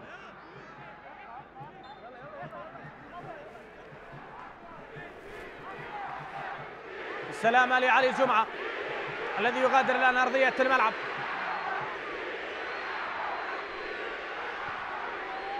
المحاولات والكرات تلعب إلى الأمام. للنفط تفوق عددي، هل يستغل؟ بالأمس كان نقص عددي أيضا في مباراة تفت ميسان وساخو ولم يستغل، واليوم حاضر النقص العددي. أيضا قبلها مباراة أربيل والميناء، أربيل الذي كان منقوص العدد تفوق على الميناء بالثلاثة، بينما ساخو تعادل سلبيا مع نفط ميسان الذي كان لأكثر من ربع ساعة ومنقوص العدد. أحمد نعيم لف ودار وهيران يضغط عليه. لا يحتاجون إلى روان الأمين في هذه اللحظات بعد هذه المغادرة من الحلول الهجومية. أين سيافند أكيد، كذلك أين زياد أحمد وجيار كوفنت. هذه كرة عالية وإلى خارج أرضية رأسية من البديل القائد وليد كريم تذهب إلى خارج أرضية الملعب. وليد، عزم فياض، بيار أبو بكر، ليث تحسين ومحمد معا، أيمن حسين، محمد داوود، أحمد سرتيب، ذلك الجيل الرائع في كرة المفتاح. هذه رأسية وكرة تذهب إلى خارج أرضية الملعب. محاولة العالية ورأسية وليد كريم، هنا أرادها من هذا المكان وليد. تفكير بكرة صعبة على مرمى الحارس محمد صالح.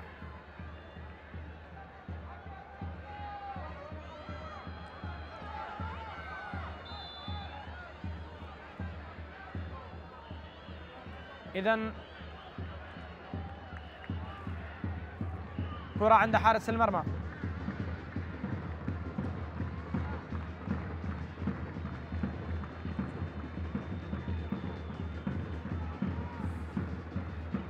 لعبت في هذا التوقيت،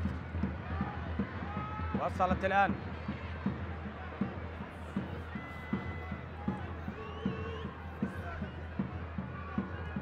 ثم عادت في الخلف. عمار يلعب الكرة العالية، عمار استلام وكرة رأسية، وعادت الكرة مرة أخرى. يانيك زاكري، تدخل وخطأ وضربة ثابتة على أحمد صبري. هذه محاولة لمصلحة يانيك زاكري، ومحمد معا سينفذ.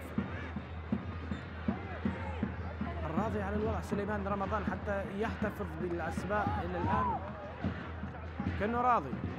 هذه كرة المخالفة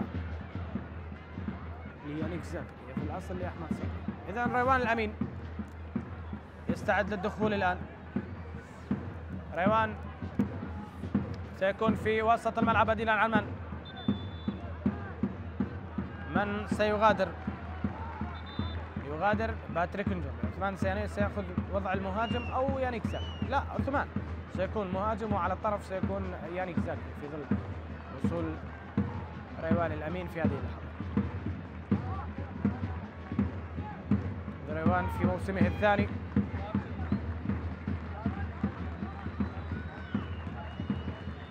قادم من دالكورت السويدي. روان وكما قلت سيتقدم يانيك إلى الأمام. تلعب كرة ومحاولة دفع الكرة من محمد سعيد. روبين على روان، يقطع فيها روان. عمار ووليد، وضغط موجود، ضغط موجود. وليد لا يمكن أن يتحكم بالكرة كيفما يريد، بالتالي فقدها بشكل سريع. أحمد عبد الرضا أفضل عناصر النفط في المباراة. تلعب أحمد صبري. هل استغنى عن رأس الحربة السيد سليمان رمضان وقرر الخروج بنقطة؟ لا نعلم. أم أنه اتجه إلى 4-2-2 ولاعب في الارتكاز 4-3-2 سيلعب في هذه الأوقات السيد سليمان رمضان. روان، جميلة من روان، سريعة تلعب، تعود مرة أخرى. مخالفة وخطأ تأتي صافرة حكم المباراة وتعلن عن ذلك. هذا السيد محمد سلمان، وخطأ لروان الأمين القائد في هذه اللحظات. روان وتمريرة وتدخل من عمار على روان. دخلات قوية كثيرة في المباراة، وهذه كرة أخرى يكون فيها التدخل حاضر. حيدر حسين قادما من الصناعة يدخل بديلا لأحمد صبري.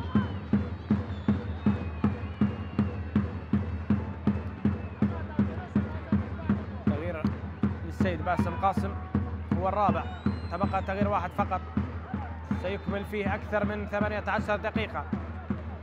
ومحمد سعيد الآن يلعب كرة لافة في منطقة الجزاء. الله، هذه لم تأتي ولم تعاد مرة أخرى في هكذا مباراة يا موسيس يا لوكاس. ضاعت فرصة تسجيل الهدف بالنسبة لزاخو أو عفوا لدهوك. هذه ما فيها تسلل. الكرة وصلت سددت من موسيس الغير مراقب، كان من الممكن أن ينتظر الكرة أكثر ولكن موسيس بيمناه، هذه باليسرى يا موسيس. ضاعت كرة مرت على مرمى علي ياسين ما بين الجبال وصقور الجبال. الآن تنتظر أن تحلق في سماء دهوك وتسجل هدفا في مرمى النفط وتعلن عن فرحة منتظرة. هذه كرة دياكيتي يلعبها كرة إلى عمار إلى أحمد نعيم. أحمد النفطيين الآن، هل تحترق الصقور بآبار النفطيين؟ وهذه واحدة ولكن إبعاد الكرة من أمام أوفولابي. تعود الكرة إلى الخلف. بيار أمام فريق السابق. بيار يتقدم ينتظر كرة طالت على بيار، غادرت أرضية. مرور والسقوط لمحمد أوتارا واصطدام ما بين بيار ومحمد أوتارا. سالم عامر ومحمد سلمان ونظرات ولا شيء. سالم يطلب استمرار اللعب. محمد أوتارا اصطدام كان عادي وحكم المباراة أشار إلى استمرار اللعب. كرة عالية وصلت إلى إسماعيل دياكيتي. دياكيتي يتقدم الآن يأخذ مكانه، يلعب كرة لافة لكن تمر.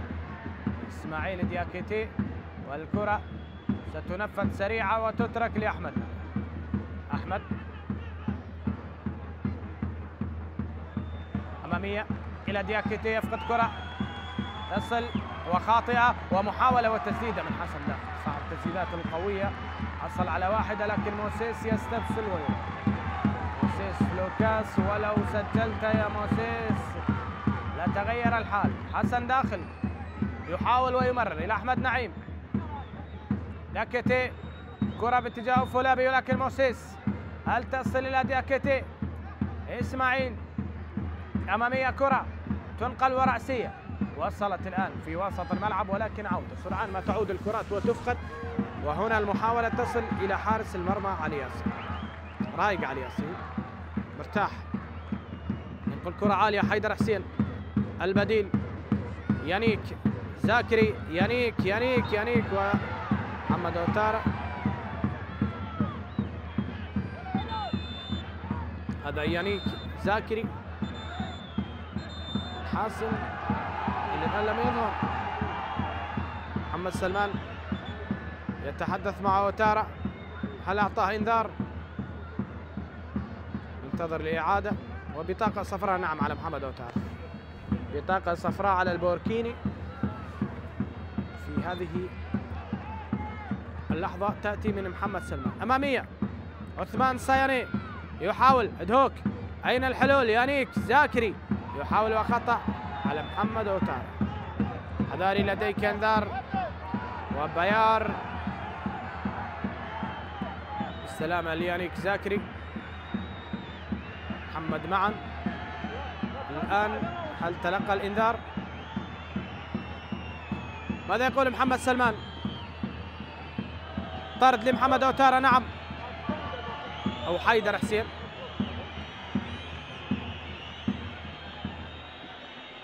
مشتاق كاظم يتحدث مع محمد سلمان، طلب الهدوء. الكل يقول محمد أوتارا لكن أنذر حيدر حسين محمد سلمان. فار موجود، إذا كان على الحالة وعلى التدخل سيطرد محمد أوتارا.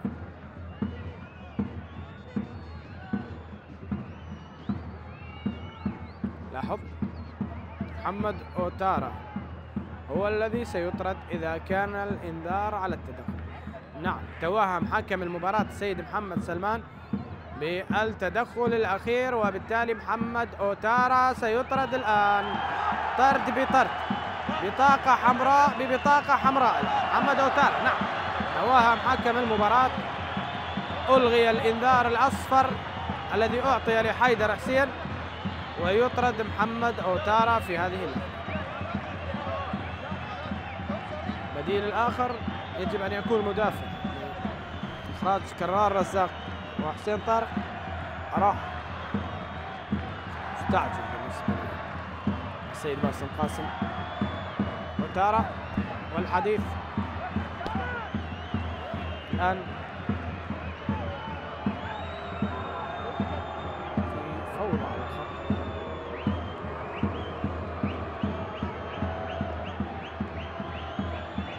لا نعلم.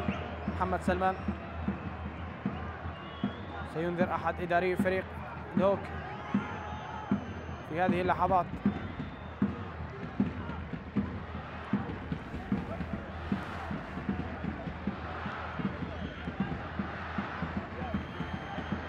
لا داعي لهذا الاعتراض. بطاقة صفراء تأتي في هذه اللحظات.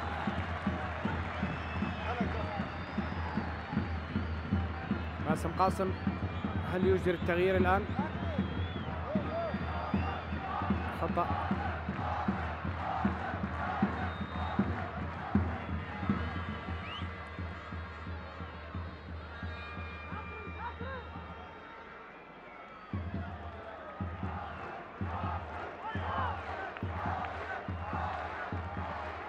مع ضربة حرة مباشرة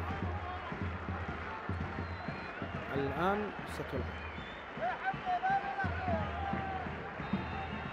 محمد سعيد ينقل كرة عالية في منطقة الجزاء. فرصة الهدف الآن. متابعة وعلي ورأسية في أحضان علي ياسين، لكن محمد سلمان أعلن عن وجود خطأ على عثمان سيانيري. علي ياسين سلام علي. علي ياسين حاول قتل الوقت.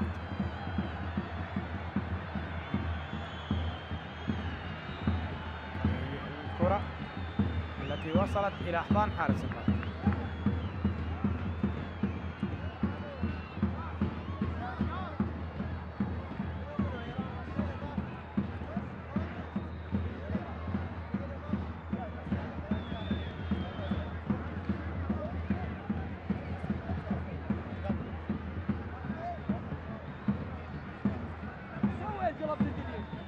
إذا طرد أخو حالة طرد يا لهب.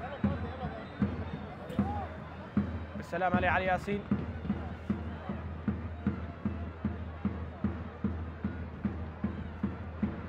توقف اللعب والتغيير الآن يأتي. يخرج هيران أحمد.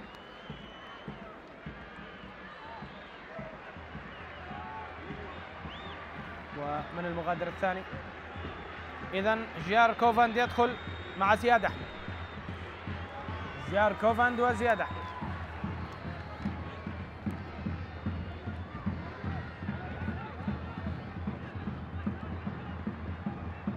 سيابند لم يشترك، لكن زياد وجيار هيران غادر. هل غادر عثمان أم يانيك زاكري؟ الياسين يتحصل على البطاقة الصفراء. كرة في الخط الأمامي. زاكري لا زال. عثمان ساني هو الذي غادر. بدأ يتطلع للهجوم في ظل النقص العددي مدرب فريق دهوك. وباسم قاسم الآن يضع حيدر حسين في مركز ظهير أيسر لإيجاد حل دفع البديل. هذا إخراج لاعبين بإمكانهم اللعب في مركز فاضل كريم بدلا عن حيدر حسين. هذا فاضل كريم يضيف ثاني مواسمة أو ليس حيدر حسين أو فولابي. أوكي كولا يغادر الآن، يستغني عن مهاجم ويدفع بفاضل كريم يحافظ على حيدر حسين. و أيضا اسماعيل داكتي. إذن آخر تغييرات النفط الوقت القادم. لا تغييرات بالنسبة لأبناء السيد باسم قاسم، وهذه محاولة عند محمد سعيد. محمد ينقل كرة عالية وفي نفس الطريقة. لا أعلم لماذا الكرات تلعب بهذه الطريقة في فريق الدهوك. هذه كرة عند عبد الرضا. يانيك زاكري لف ودار يبحث عن زميل، يمرر كرة قد لو تترك إلى موسيس من البداية. يا زياد يا أحمد تعود إلى وليد. وليد يحاول ينقل الكرة على الجانب الآن. إسماعيل دياكيتي وحيدر حسين. إسماعيل دياكيتي يحاول. دياكيتي إلى وليد. دياكيتي ووليد وكرة. وليد إلى إسماعيل. إسماعيل إلى عمر أو هذا عمار. عمار إلى حسن داخل الكرة العالية. اتركها يا وليد، ولكن وصلت إلى محمد صالح.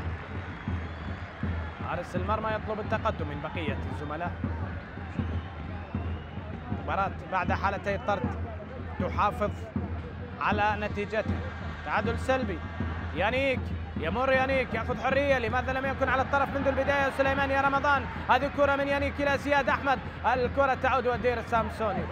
يانيك زاكري يعني المدرب حجب مكانه نعتبر في ظل التقييد الذي كان في مركز لم يقدم فيه يانيك.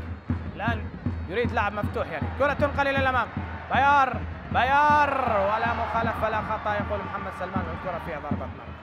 تقدم بيار ابو بكر ومحاوله ذهبت الى ضربه مرمى. دهوك قبل الذهاب الى بغداد ومواجهه القوى الجويه في الجوله العاشره يريد ان يخرج بانتصار. سليمان رمضان يريد حل، والنفط قبل ان يعود الى بغداد ليضيف زاخو الابن الثاني لهذه المدينه من الاصغر.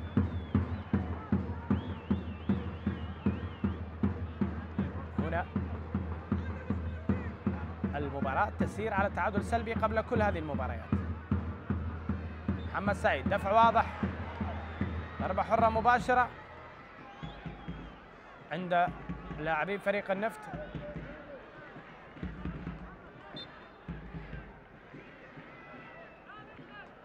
الدفع من محمد سعيد.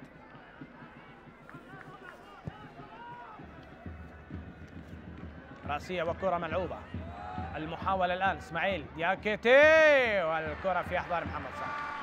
إسماعيل دياكيتي يلعب كرة وصلت إلى أحضان محمد صالح. تحركت المباراة في هذه الأثناء وكأن الأفكار أتت عند المدربين في لحظات الإنقاذ، لحظات الطرد. أحمد عبد الرضا مع زياد أحمد والريوان الأمين. أحمد عبد الرضا يحاول يلعبها إلى الأمام. وليد يحاول التمرير. تدخل وخطأ لمصلحة وليد، لكن حكم المباراة يقول ضربة حرة مباشرة أو غير مباشرة فيها أوفسايد. حسنين رافل رفع الراية. تعود كرة. يانيك زاكري حاول التمرير وتغطية من حسن داخل. إعادة الكرة إلى أحمد عبد الرضا. فاضل البديل أبعدها إلى خارج أرضية الملعب. فاضل كريم. الوقت يشارف على النهاية، تقريبا 5 دقائق على الختام والأمور متعادلة. مباريات لا تغني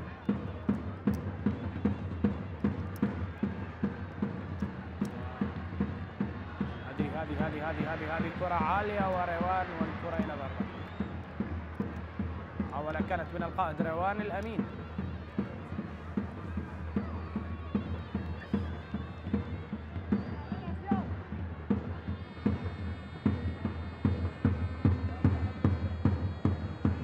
باسم قاسم والحديث.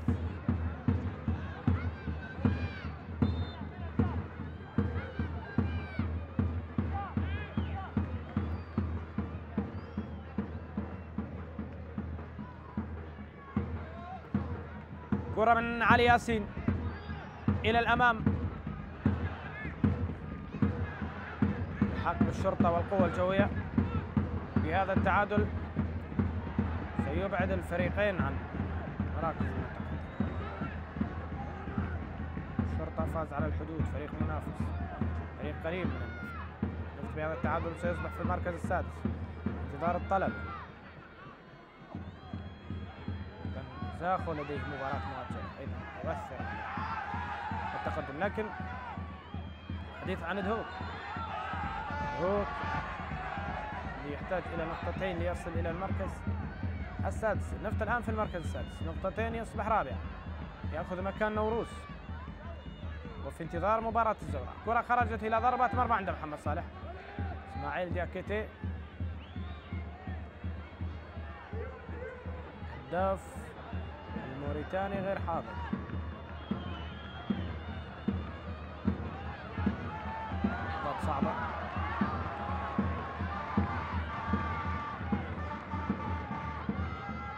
حيدر كرات الرأسية روبين أكوا.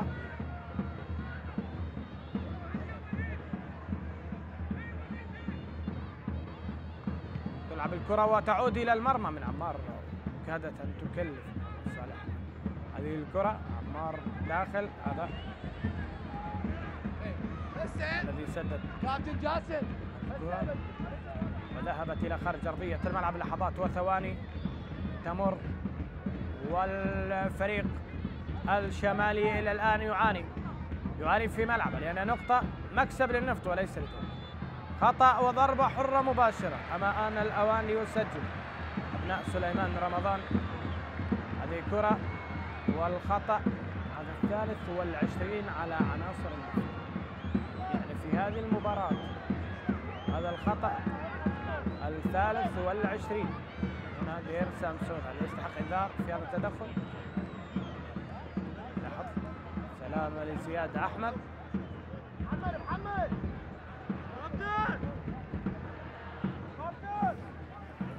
سيبند عقيد مكان من سيبند.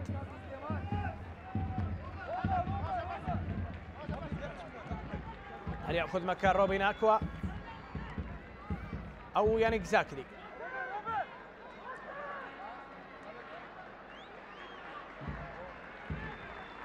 روبين أكوا يغادر والسيبند عقيد يشترك في تغيير هجومي للسيد سليمان رمضان. يجازف في هذه الدقائق. هذه كرة من محمد سعيد عالية وإبعاد من جانب دير سامسون. حيدر حسين لقيادة هجوم مرتد. هجوم للنفط الآن فرصة يا حيدر، غير في اتجاه اللعب، يلعب كرة إلى إسماعيل دياكيتي. إسماعيل يلعب كرة لمن؟ يبحث عن حيدر وإسماعيل وضيعاه باسم قاسم، ومحاولة حقيقة كانت خطيرة. كرة تغادر، يانيك يحاول زاكري. هنا الزميل يانيك خالد مشير وجاسم محمد حاجي على أعصابه يريدون فوز. بداية طيبة، إلى الآن الأمور تغيرت والدوري طويل عند محمد سعيد. محمد سعيد يحاول الآن في انتظار عرضية من محمد، مدافع اليسار ينقل الكرة في أعلى الجبال. في أعلى الجبال وصلت هذه الكرة. الآن نحن ننتظر الوقت المضاف أكثر من 5 دقائق، يعني 7 8 9 10 أمر طبيعي، توقفات كثيرة. حتى الوقت الأصلي متبقي فقط 10 ثواني، والنتيجة فيها تعادل سلبي 5 دقائق. يضيفها السيد محمد سلمان ويعلن عنها الحاكم الرابع سيد سالم عامر. إذن قبل التوقف النفط مباراة القادمة مع زاخو في بغداد في 20 من ديسمبر الحالي. في 23 سيعود إلى هنا للشمال إلى السليمانية ليواجه نوروز. و28 من ديسمبر الزوراء والنفط. أمامك وليد كريم ومحاولة ذهبت إلى الخارج. دوك سيواجه القوى الجوية في 19 من هذا الشهر في ملعب الكوت، ويواجه الحدود في 22 في بغداد، ويعود ليستضيف نفط البصرة في 28 من هذا الشهر. هذه المباريات قبل التوقف الدولي وقبل الذهاب إلى بطولة كأس الأمم الآسيوية. إذن ميدهوك 12 نقطة، نفط 13 نقطة في سلم الترتيب. فاضل كريم من الرمية الجانبية، وليد يحاول الحصول على ركنية لكن كرة تغادر إلى خارج أرضية الملعب. محمد صالح اللحظات الأخيرة في وقت مضاف. هذه كرة وليد كريم التي ذهبت إلى خارج أرضية الملعب.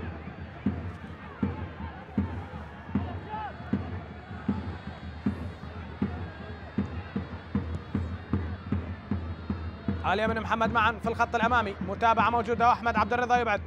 تعود الراسية، يانيك يبحث عن مساحات وفاضل في تغطية. لا زالت الكرة طيار الكرة الآن وبعيدة. أحمد نعيم يتابع ويتركها إلى علي ياسين. حاول فيها أحمد نعيم، هذا زياد أحمد، يطلب التنفيذ من علي ياسين حكم المباراة. علي ياسين لديه انذار، وإلى الآن يعيد أحمد عبد الرضا للتنفيذ، والاثنان لديهم انذار. محمد سلمان لو رأى أن وقت التنفيذ تأخر سيطرد أحدهما ولا تغييرات. نفذ يا علي ياسين. كرة ومحاولة يانيك الغادر تغطية الملعب. المساعد نوار صالح لم يقل إن الكرة غادرت ولم يرفع الراية، ولا يقول، هو يؤشر. هنا يانيك طالب بخطأ لكن لا يعطي الخطأ. محمد جاسم على أعصابه. محمد سلمان سيتحدث مع يانيك زاكري. بطاقة صفراء على فاضل كريم. يعني فوضى على الخط. الشوط الثاني للآن نفس الأمور تتم.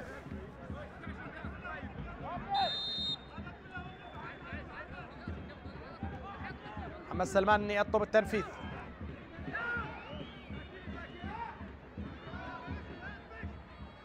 عصب حكم مباراة السيد محمد سلمان. هذه كرات وإلى يانيك، يانيك وفاضل، زاكري وفاضل، فقدها يانيك. حسن داخل إلى إسماعيل دياكتي. آخر اللحظات، هل فيها خبر هدف؟ محمد سعيد يبعد وكرة إلى الخارج. محترفين في دوري المحترفين لا يلبي الطموح، هذا أمر شاهدناه في أكثر من مباراة. وليد كريم هنا محاولة إلى حسن داخل. حسن سلاح التسديد من بعيد، يسدد كرة بعيدة عن مرمى محمد صالح. كرة حسن داخل، تعب واضح على حسن حتى من التسديدة الأخيرة.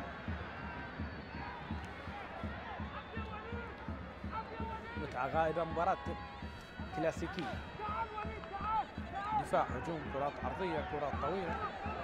المشاهد فيها ذلك التكتيك الظاهر الواضح عليها. مباراة معقدة حقيقة.